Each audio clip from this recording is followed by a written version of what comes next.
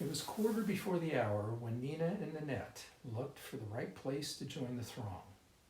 They did not want to be in the front. That is where the really accomplished and the accomplished wished to be. The middle of the pack was fine. However, you had the late joiners who would weave in and out of the pack group. This too could be dangerous. No, if you were like Nina and Ninette, interested in exercise and fun, the end of the pack was a good spot. That is where they often joined in the skate and where they decided to join this night. The group started moving right at 10 p.m. Nina and Ninette started skating almost at 10:15 p.m. exactly. What normally would be a nearly 2-hour skate had begun. From Rue de Part, you flow down Rue de Rennes, then to Boulevard Saint-Germain, and from there you skate down the 2 quays bordering on the south side of the Seine. Eventually you cross the famous river 4 times during the skate.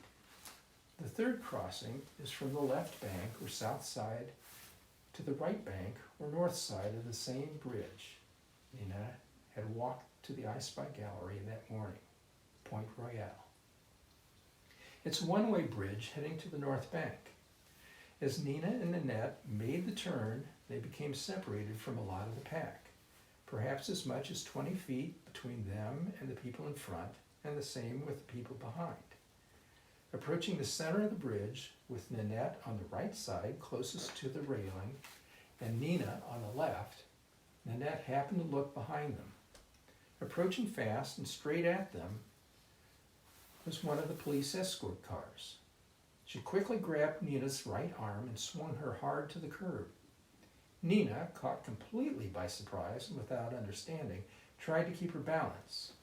Her left skate toe hit the curb and she flew forward towards the stone railing, landing on her knee pads and the palm of her hands.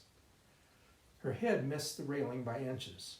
Out of the corner of her right eye, she saw Ninette hit hard into the railing and fly in what seemed like slow motion over the railing and nosedive towards the water. Unseen by Nina, a fast-moving police car with lights on made the north bank of the river, and instead of turning east along the skate route, it headed west and then north at high speed. With bloody hands and knees, Nina stripped her backpack from her shoulders, unlaced her skates, slid them off, and looked down into the water. She saw her friend apparently unconscious and sinking below the surface. Climbing atop the stone railing, she jumped off the bridge into the Seine River 89 feet below. Other skaters were screaming and some were dialing 112, the emergency number in France. Others saw an oncoming river dinner cruise boat heading for the bridge from the left side. These people began yelling and signaling to the boat to stop. At first, not understanding, the captain waved to them from the boat's bridge. Then realizing that they were signaling a problem, he quickly ordered a reverse of the engines. The dinner guests, having finished dinner, were having cocktails when this happened. The luckless passengers who were standing fell forward all over themselves and others. What was left of the food and drinks did not slow down with the boat, but flew throughout the dining room. One passenger on deck was almost pitched over the bow and into the water. A boat this size cannot stop quickly. It continued to slide under the bridge, its left side scraping the support arch. That slowed it down, but not enough to stop it, and it continued to drift towards the opening on the other side and to where Nina was fighting to keep Ninette above the water. Police cars began arriving. An elite squad of Brigade Fluvial, armed police, divers, and medics were dispatched and raced northward along the Seine River. They passed the Notre Dame Cathedral, Ile de City, Point Neuf, Point d'Arts, Point de Carousel, and finally to Point Royale. They would have arrived too late. Nina hit the water feet first, toes pointed downward. Still, the force of the impact was tremendous. A fall of over 89 feet stung her legs, arms, and chest. She continued down deep into the cold Seine water. She began kicking her legs, moving her arms downward in an effort to pull herself back towards the surface. Finally, she felt the loss of acceleration and the beginning of the movement upward. She broke the surface and tried to locate Ninette in the dark. Laying on her back, legs below, Ninette's torso began its slide below the surface. Nina swam a painful 5 meters, her legs aching and deadened. She grabbed hold of her unconscious friend and kicked her own legs, treading water in an effort to keep them both on the surface. Above the girls on the bridge, 2 other skaters, young men, also dropped their backpacks and took their skates off, then jumped off the bridge. 2 more did the same. Nina knew she was losing the struggle to keep Ninette afloat. She was fighting the downward pull that Ninette's backpack and skates were causing.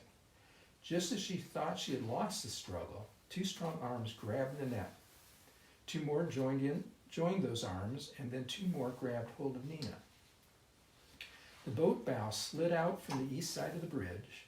The captain shined the huge searchlight onto the commotion in the water, turned the boat's wheel hard to port, and the long glass-covered boat continued scraping along the bridge support. It came to a stop short of people struggling in the water.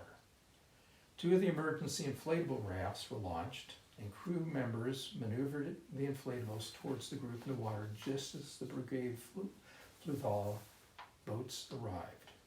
It all happened in less than 5 minutes after the first call had gone out to the police squad. Divers from one of the brigade boats jumped into the water. One held an inflatable neck brace, who quickly began to secure the brace around the unconscious Ninette's neck. The other had a backboard. With neck brace in place, the 2 officers began sliding the backboard under Ninette while attaching her to the board with its straps.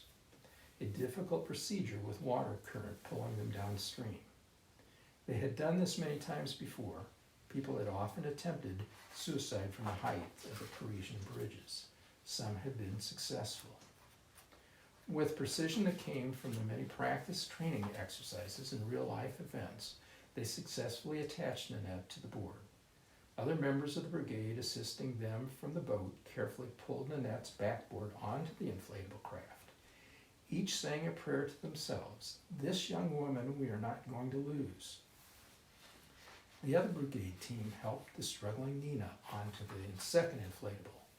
Young men who had assisted in the rescue, some of them in pain from their own jump, were loaded into the inflatables from the tour boat and trailed after the 2 police boats headed towards the waiting ambulances.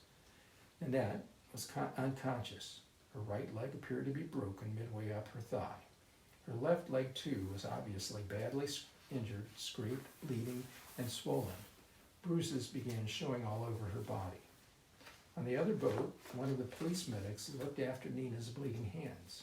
Just then, Nina realized the force of striking the water had literally ripped her shorts and t-shirt off. Her undergarments were still intact, but barely. A 50-mile-an-hour plunge into cold river water will do that to you. The boats maneuvered as quickly as possible towards the boat launch ramp. Ambulances and paramedics were already waiting for Ninette and Nina as they arrived. The medic on board Ninette's rescue craft, who worked on her and assessed the damage, had already sent a report. It was not good. The police medic, working on Nina's hands, said to her, "She is your friend, yes? Covered now with a thermal blanket." And Nina nodded and said, "Oui. She is lucky to have such a brave and good friend as you. You both could have drowned. Can you tell me what happened?"